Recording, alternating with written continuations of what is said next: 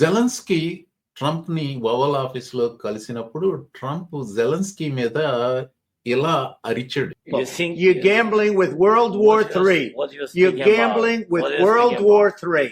You are gambling with world war 3. You gambling with world war 3. నిజంగా world war 3 వస్తుందంటారా? I don't know. ఈ ఉన్మాది white హౌస్‌లో ఉన్నంత కాలం anything is possible I guess. ఇక్కడ ఒక చరిత్ర పాఠం అండి. చాలా చిన్నదే. అసలు యుక్రెయిన్, రష్యా మధ్య జరుగుతున్న యుద్ధం వల్ల వరల్డ్ వార్ 3 వస్తుందో రాదో నాకు తెలీదు గానీ, ముందేం జరుగుతుందో తెలీదు గానీ, ఎనక ఏం జరిగింది, ఇటీవల ఏం జరిగింది అన్న విషయం తెలుసుకోవడం కొంచెం మంచిదన్న ఉద్దేశంతో చిన్న చరిత్ర పాఠం. 1991లో సోవియట్ యూనియన్ ముక్కలైనప్పుడు యుక్రెయిన్‌లో చాలా సోవియట్ యూనియన్‌కి సంబంధించిన ఆయుధాలు చాలా ఉండిపోయాయి. 1900 warheads, 176 ICBMs, intercontinental ballistic missiles, 44 strategic bombers, అలాగే unspecified number nuclear warheads కూడా ఉండిపోయాయి. వాటిని తిరిగి తెచ్చుకోవడం కోసం రష్యన్ నాయకత్వం, అప్పుడు బోరిస్ యెల్ట్సిన్ వీళ్ళంతా ఉన్నారు, వాళ్ళ నాయకత్వం ప్రయత్నించారు.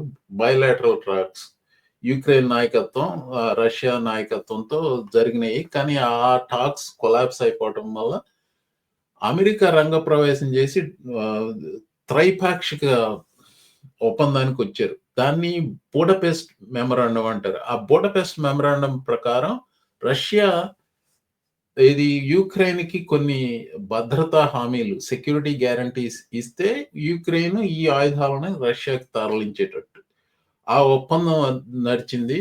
Bill Clinton was part of that negotiations. Bill Clinton's administration was part of that negotiations అన్నమాట. ఆయుధాలన్నీ 1996 కల్లా తరలించేశారు. చాలా వరకు 2001 సంవత్సరానికి, అంటే పుటిన్ అధికారంలో రావడానికి ముందో వచ్చిన వెంటనేనో ఏమో తెలియదు, మొత్తానికి ఆయుధాలని డిస్మాంటిల్ చేశారన్న న్యూస్ కూడా చూశాను. అది ఆ ఒప్పందం, బుడపెస్ట్ ఒప్పందం అనేది చాలా ముఖ్యమైనది. 2014లో ఆ బుడపెస్ట్ ఒప్పందాన్ని ఉల్లంఘించి పుటిన్ యుక్రెయిన్ మీద దాడి చేసి క్రైమియాని రష్యాకి జత చేసుకున్నాడు, ఎనెక్స్ చేసుకున్నాడు. పెద్ద యుద్ధం ఏం జరగలేదు, యుక్రెయిన్ ప్రతిఘటించలేదు. ఎందుకంటే అప్పుడు ఉన్న నాయకత్వం పుటిన్ తొత్తులు. అప్పుడు ప్రెసిడెంట్ ఎవరు? ఒబామా ఏం చేశాడు? నథింగ్. ఒబామా చేతగానితనంగా నోరు మూసి కూర్చున్నాడు. ఏంటి, అమెరికా కూడా ఇప్పుడు త్రైపాక్షిక ఒప్పందాలంటే మధ్యవర్తికి కూడా ఏదో బాధ్యత ఉంటది కదా. అది అమెరికా తనకున్న బాధ్యతను విస్మరించింది. ఏదో శాంక్షన్స్ వేసారు, సో వాట్, నథింగ్ హ్యాపెండ్. ఆ ధైర్యంతో 2022లో బైడెన్ ప్రెసిడెంట్ గా ఉన్నప్పుడు మరి ఏంటి డెమోక్రాట్స్ వీక్ అనుకున్నాడో, పుటిన్ భయపడి కాదు యుక్రెయిన్ ఇన్వైట్ చేయింది ట్రంప్ మొదట అధికారంలోకి వచ్చినప్పుడు. ఎందుకంటే ఇంకా అవసరమే ఉంది, అప్పుడు ట్రంపే తన జేబులో ఉన్నప్పుడు ఇంకా యుక్రెయిన్ ఎందుకు అన్నట్టుగా విస్మరించాడు. ఫర్ వాట్ ఎవర్ రీజన్ 2022లో ఫుల్ స్కేల్ ఇన్వేజన్ మొదలుపెట్టాడు.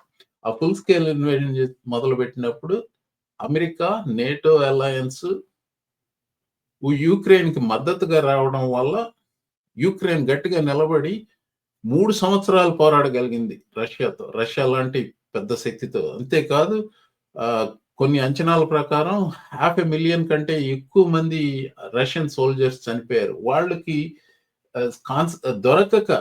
సోల్జర్స్ దొరకక కాన్స్క్రిప్ట్స్, ఖైదీలని, వాళ్ళని వీళ్ళని తీసుకొచ్చి, అంతేకాదు నార్త్ కొరియా నుంచి కూడా తీసుకొచ్చి యుక్రెయిన్ మీద ఫైటింగ్ చేస్తున్నారు.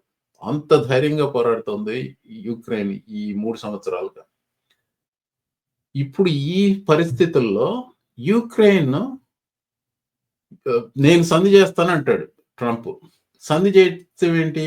మీ మినరల్స్ మాకు ఇవ్వండి 50%, మేము ఎవరికైనా ఇచ్చుకుంటాం. అంటే ఎవరికైనా ఇచ్చుకుంటాం అనేది వీళ్ళు రాసిన ఒప్పందం, అమెరికా రాసిన ఒప్పందం. ఆ ఒప్పందంలో ఒకటి సెక్యూరిటీ గ్యారంటీస్ లాంటివి ఏమీ ఉండవు. మీ మినరల్స్ మాకు ఏది, మీరు ఆయుధాలు పడేయటానికి ప్రతిగా మేమేమి హామీలు ఇవ్వం. కానీ మీ మినరల్స్ మాత్రం మాకు 50% ఇవ్వండి. మేము ఇంకెవరికైనా ఇచ్చుకుంటాం. ఇదేం డీల్ అండి బాబు! This is the deal. He calls himself as a deal maker. ఈ వాతావరణంలో ఎవరిది సమంజసమో, ఇది యుక్రెయిన్‌ది సమంజసమైన వాదమా, అమెరికాది సమంజసమైన వాదమో మీరే ఆలోచించండి. ఇది నేను చెప్పిన దాంట్లో అబద్ధాలు గాని, అవాస్తవికాలు గాని, కల్పితాలు గాని ఏమీ లేవు.